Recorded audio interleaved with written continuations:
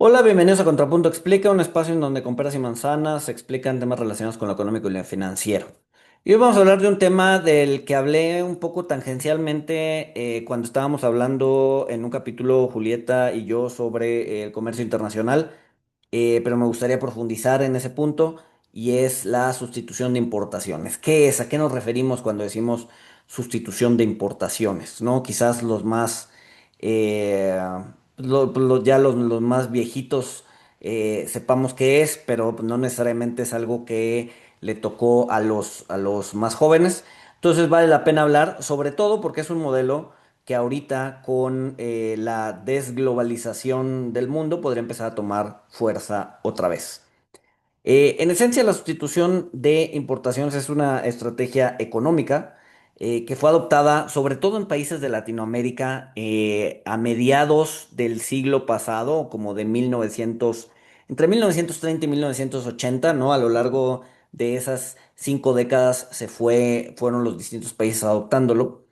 Algunos países también en desarrollo, no solamente los latinoamericanos, pero también digamos que los países en desarrollo lo empezaron a adoptar en esa época, entre el 30 y el 80. En esencia, su objetivo, como su nombre lo indica, era sustituir o reducir la dependencia de productos manufacturados en el extranjero, fomentando la producción local. Es decir, sustituías importaciones, dejabas de comprar en el extranjero para comprar productos hechos en México o en el país en cuestión, ¿no? Así, la idea era traer la manufactura al país local, ¿no? Eh, ¿Cómo podías implementar esto? Obviamente no es trivial, ¿no? Sobre todo si eres un país que importa mucho, entonces pues tienes que empezar desde ceros, ¿no? Tienes un sector manufacturero muy reducido, entonces tienes que obviamente que ampliarlo y empezar a producir tus propios productos para consumo interno, ¿no? Entonces, ¿cómo se puede lograr esto? Primero bueno, más bien, es una combinación de series, es una serie de medidas más bien proteccionistas y de fomento a la industria nacional, ¿no? Entonces, ¿qué características tiene? Lo primero es altos aranceles a la importación, ¿no? Es decir, se encarece traer los productos importados para que así los nacionales sean más competitivos, ¿no? Lo que busca es proteger a la producción nacional a través de aranceles. Dos, se busca subsidiar la industria local, ¿no? Es decir, el apoyo, el Estado empieza a apoyar a empresas nacionales para que produzcan bien. ¿Qué tipo de subsidios? Pues pueden ser subsidios a materias primas, pueden ser menor impuestos, podían ser transferencias directas para que compren maquinaria, etcétera, etcétera. Entonces se empieza a subsidiar a la industria local. Entonces aquí ya tienes un desbalance. Uno, los productos globales te cuestan más porque hay aranceles a la importación y además tienes subsidios a la industria local para que la industria local pueda producir más barato. Muchas veces también viene acompañado de inversión estatal, ¿no? El propio estado crea empresas públicas para producir bienes básicos o estratégicos, ¿no? En el caso de México, en la época de la sustitución de importaciones, se crearon muchas empresas paraestatales como Nafin, como la misma Pemex, como Luz y Fuerza del Centro, etcétera, etcétera. Todas esas se crearon en la época de sustitución de importaciones para proveer bienes básicos o estratégicos, ¿no?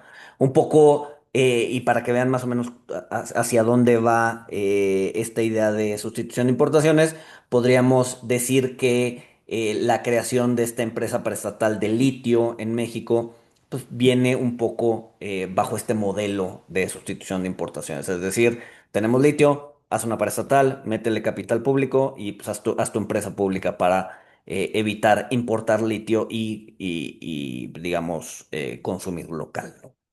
Y una cuarta medida proteccionista sería control de tipo de cambio y comercio exterior, ¿no? Un poco para favorecer las industrias locales y evitar la salida de divisas. Que hoy como está planteado el modelo económico, por lo menos de México, pues eso va a ser bien difícil, ¿no? Tener un control de cambios, tener un control de capitales, pues, se vuelve prácticamente imposible. ¿no? Pero bueno, en su momento se impuso, ¿no? Entonces, generalmente vienen dos etapas. La primera etapa es sustituir lo más básico, ¿no? Los bienes de consumo.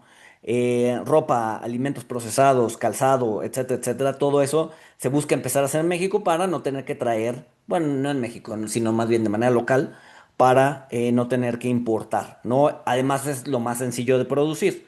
No es lo mismo producir un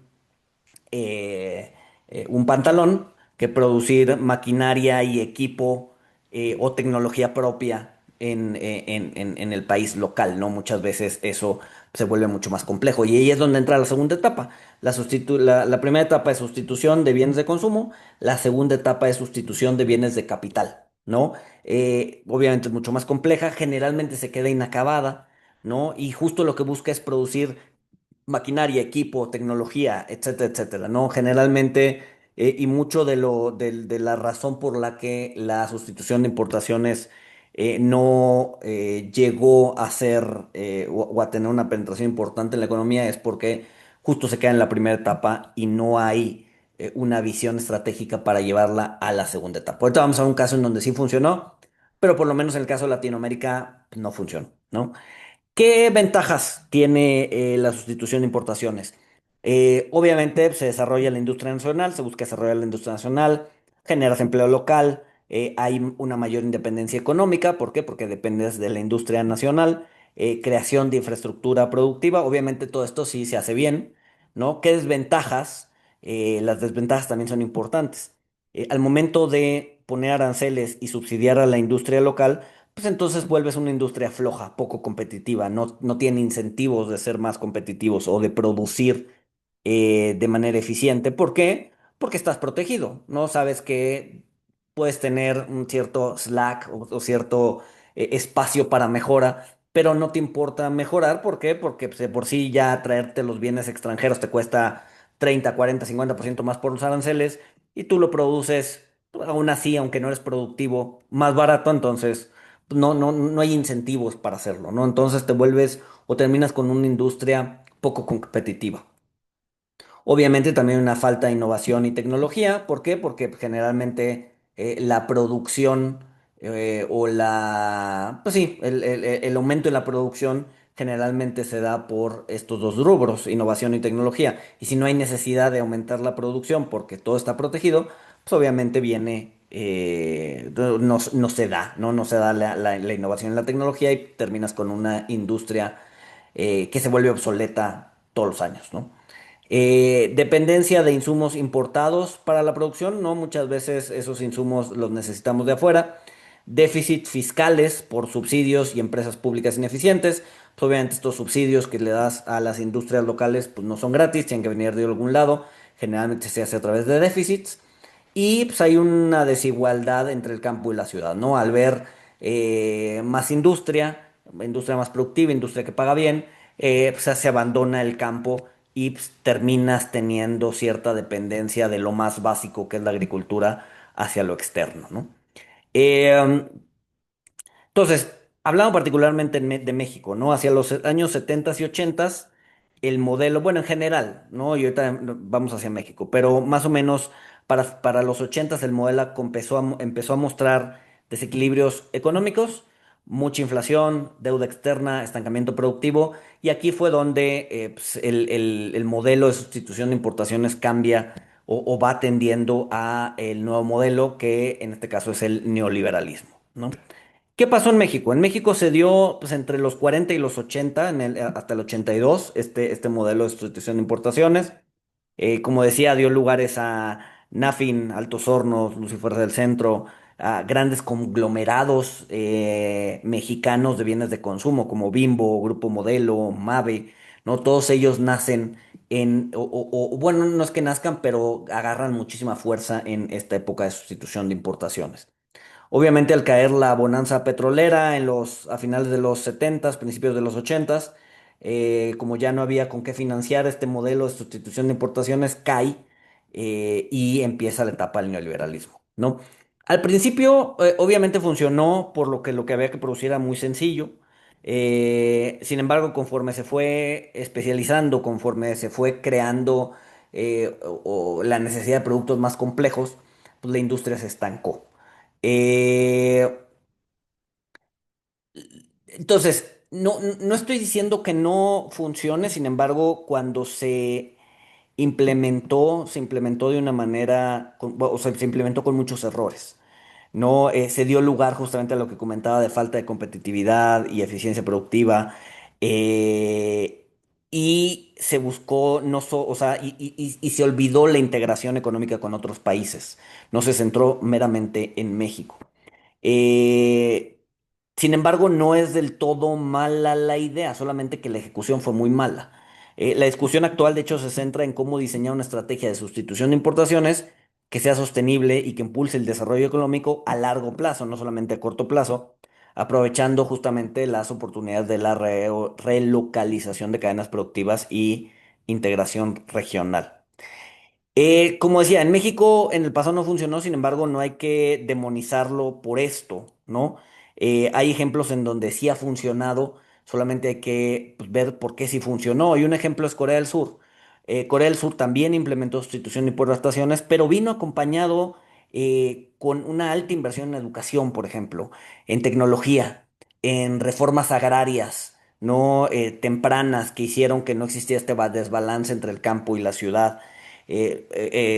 Corea del Sur también, conforme fue avanzando, fue integrando la industria local a la global, ¿no? Entonces al principio sí era proteccionista, empezó a crecer su industria, pero el punto es que conforme va creciendo, pues le vas quitando la protección para que pues, no se vuelva floja la industria local y empiece a buscar nuevas opciones y nuevas tecnologías para hacer que sus empresas se vuelvan competitivas a nivel global, mientras que las vas uniendo o las vas enchufando a la industria global. Eh, Podría funcionar si está bien planificada. Es un gran sí, ¿no? Porque, bueno, no, Latinoamérica no es muy dado a planificaciones de largo plazo, porque además tendría que combinar innovación, educación, políticas de exportación, ¿no? Y que no sea una mera excusa para el proteccionismo, ¿no? Porque esa es la gran tentación de la sustitución de importaciones, es utilizarlo como una excusa para el proteccionismo que al principio podría detonar un crecimiento económico, pero al final del día los resultados son terribles porque te terminas con una industria muy, muy deficiente y muy atrasada y muy obsoleta. ¿No? Entonces, no hay que descartarlo al 100%, pero si se va a implementar, se debería implementar con un plan de largo plazo para poder, pues para evitar los errores del pasado, ¿no?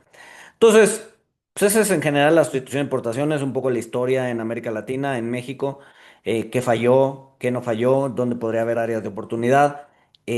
Vamos a estar escuchándola relativamente seguidos, pero bueno, se los dejo ahí. Si les gustó, suscríbanse, compártanlo, denle like y nos escuchamos el siguiente jueves. Saludos.